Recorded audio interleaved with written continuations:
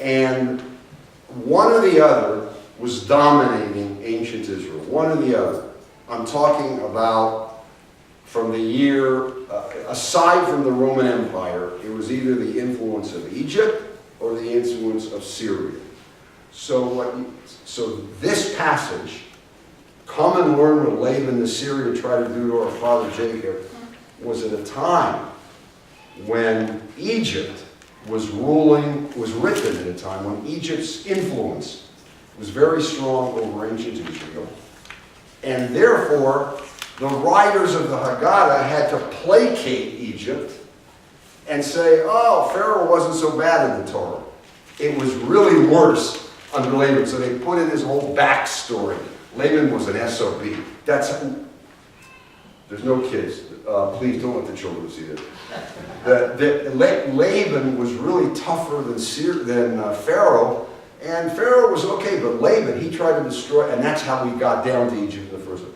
So the third telling of the story, under this kind of political reality, is that the guy who started the whole thing was not Pharaoh, it was Laban with Jacob, etc., etc., etc., and that's the worst part of our history. Now, I'll go back to that in a minute. That's the third telling. One second. So you have, we were slaves, you have, we were idol worshippers, you have, we were under the subjugation of somebody worse than Pharaoh, and that's how this whole thing started. And the fourth is on page 21, the fourth telling. I'll get your questions in a moment. Go to 21, the fourth version. The fourth version is, back to basics. Telling the beginning of our people and our degradation is Pest Rabbi Gamliel, page 21. Rabbi Gamliel used to say, whoever doesn't explain the following to you, will say on Pesach, Passover, matzah, maror. Remember, those are the ingredients of the Torah. If you don't do that, you haven't done the Reader's Digest. And that, if you don't do that, you're a sinner, okay? So the worst that we started was that, Gamliel says. You can add all the rest, gets better, but that's the basics when we were released from freedom, to slavery to freedom. So the second part of the Seder in the telling is subdivided into four, and it's four different lenses onto how our people started at its degradation and how it ended up in its exaltation. That's now let me get a question, and I want to go back to version 3, which is the most eye-crossing in the Seder, and I know nobody understands, but I'll explain it. Yes?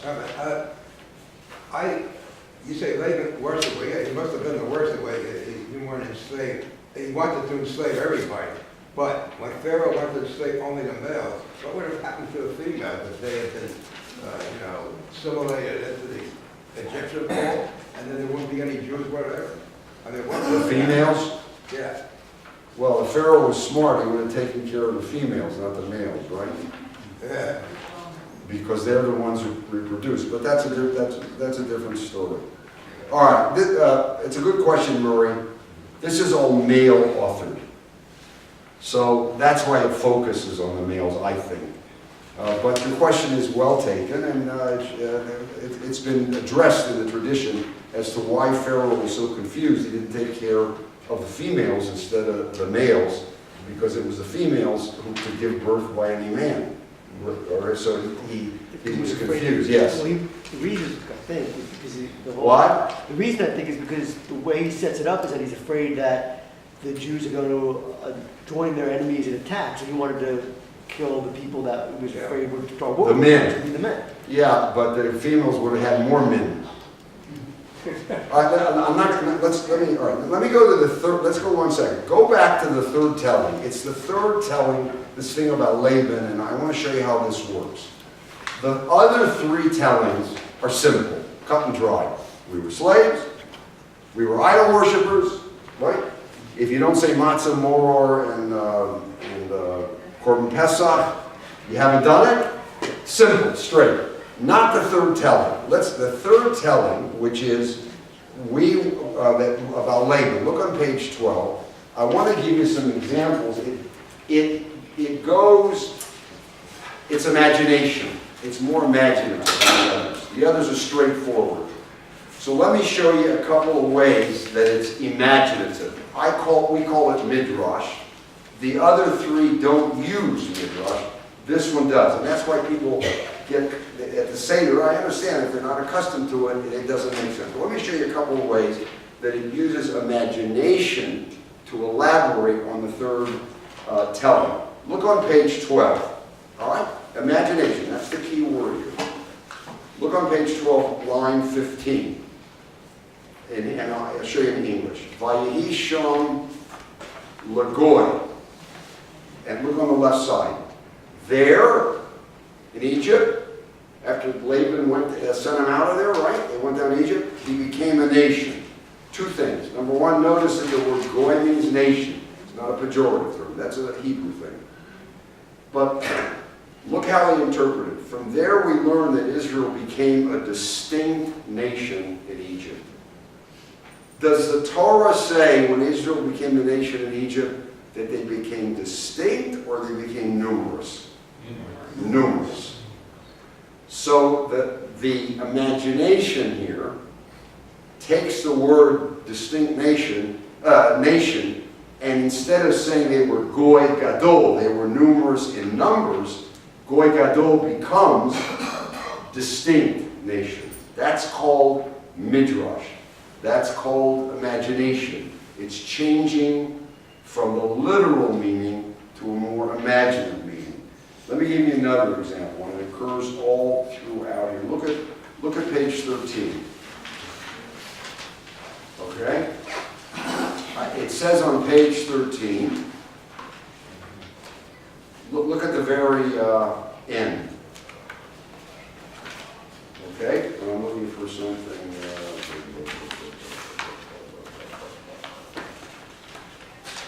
I'm looking for the funeral here. Oh yeah, look at the second to last paragraph. More imagination. We cried to the eternal, the God of our fathers, right? Why, in the Torah, why did they cry to their fathers? Because they were suffering through hard labor, right? It came to pass in the course of those many days that the king of Egypt died. And the children of Israel moaned because of their servitude and cried out. So what did they? They went to the king's funeral, the Pharaoh's funeral. It's not in the Torah. And they used the funeral, they pretended like they were crying for the Pharaoh, the Jews, but they cried to God, and God heard them. It was very common, for example, in South Africa, as you know, funerals became methods of protest. And in the South, in American history, my son tells me, public funerals became methods of protest.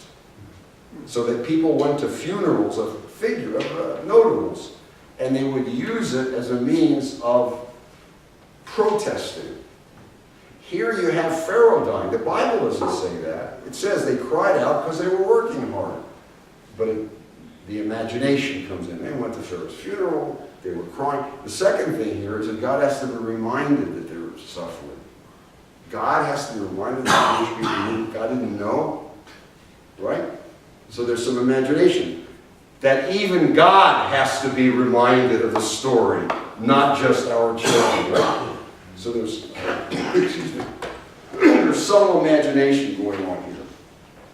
Let me show you one other, and then we'll go to page 14. 14. This is very imaginative, right? The top. Again, imagination midrash. This is the third telling. Look at the top. God saw our affliction. So what did he see? In the Torah, what did he see?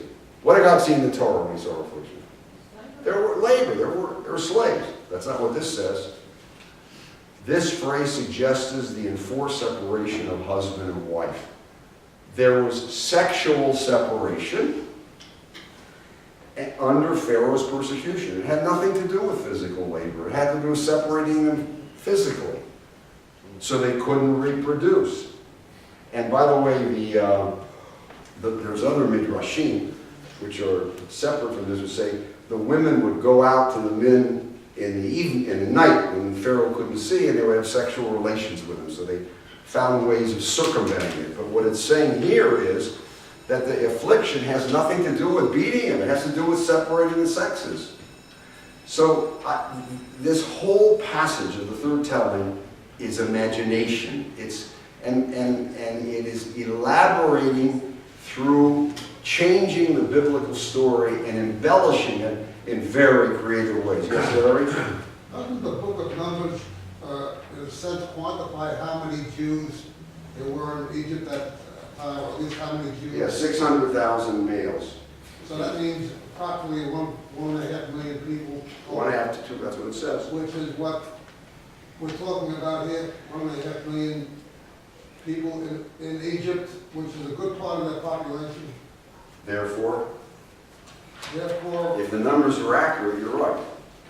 What do you learn from that? well, what I learned from that is that they were a political Force. A force. Yeah, they were, yeah, That they went to Tiananmen Square, they yeah, demonstrated yeah. would be. All right, it's a good point you're making. You're saying if they were 1.5 million people, Pharaoh had a reason to be fearful. Yeah. If you take those numbers at face value, you're right, and I'm not saying it's wrong. The problem is, as many of you know, there's no evidence of one Jew ever leaving in the wilderness. You know that whole discussion. There's no archaeological evidence. So you think that 1.5 million people would leave a remnant larger than a Malaysian airplane, right? That you know if it left, right? But you're right, Larry, you're right. If you take it literally, and Pharaoh had reason to be nervous. You're right. 1.5 million is a heck of a lot of people. Yes. Before, when you said it translated that the Jews were distinct, that the Hebrew on page 12, line 15, Yeah. it refers to Metsuyanim. And in modern Hebrew, Says what? Metsuyanim. I can't hear you. Metsuyanim. Metuchen means It means special, excellent. yeah. Okay. Which means it implies something else. Not that the. Well, you're talking about modern Hebrew. I am. That's why I'm raising. You're the talking about question. modern Hebrew. You can't always extrapolate I agree. the That's why I'm reverse. asking. You can do that. You can go that way. You can't go that way. We don't. That's why you're right, Bennett. That's why the rabbis took liberty in saying they were Mitsuyan, they were distinct, and they were special, not only numerous, but special apart. So the word can be understood many ways in Hebrew. All right. So now you understand the four tellings. Now let's go to the next. Go back to your sheets. So now you have, and I'll go on. Now you understand how the Midrash works now. I gave you very clear examples. Now you go to the third part, Act 3, he calls it Act 3, the feast. Eating is not just eating, it's everything that surrounds the eating. So you have washing the hands, matzah, maror, the Hillel sandwich, all part of the eating, right? The meal, the dessert, which is the afikomen, all part of the eating, the third part. Blessing the food, which is the grace after meals, which is in the Haggadah. And then the third cup of wine. It's all part of the eating section.